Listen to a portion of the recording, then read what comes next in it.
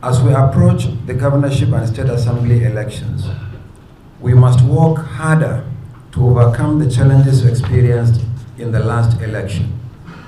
Nothing else will be acceptable to Nigerians. All staff found to be negligent, whether they are regular or ad hoc officials, including collation and returning officers, must not be involved in the forthcoming elections.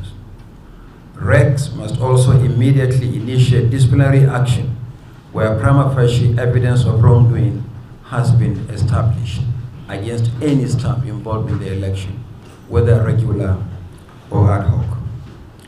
Election day logistics must be finalized before the election and handled by the electoral officers at local government level. This has been our standard practice.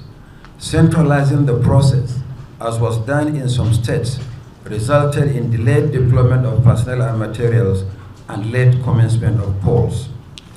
Resident electoral commissioners will be held responsible for any tardy arrangement or the failure to deploy electric power generators to collation centers or polling units where such facilities are needed. The Commission has enough facilities in all the states of the Federation. Failure to deploy them is simply inexcusable. Refresher training must be conducted for ad hoc staff that participated in the last election.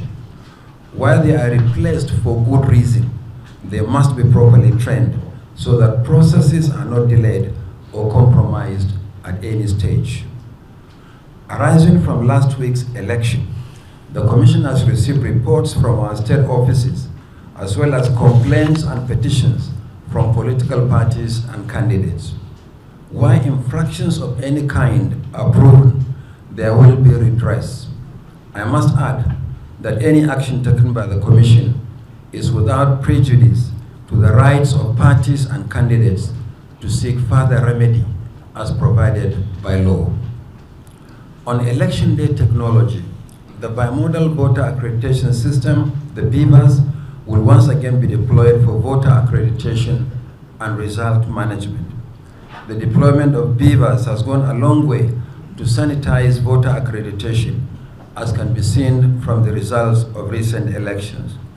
Since last week, the Commission has intensified the review of the technology to ensure that glitches experienced, particularly with the upload of results, are rectified.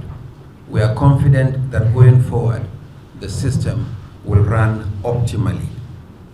Once again, the Commission would like to appreciate the patience and understanding of Nigerians. We do not take this for granted. We equally appreciate the patriotism of political, traditional, religious, and community leaders that appealed for calm. Similarly, the Commission appreciates the role of heads of election observation missions, some of whom are still in the country.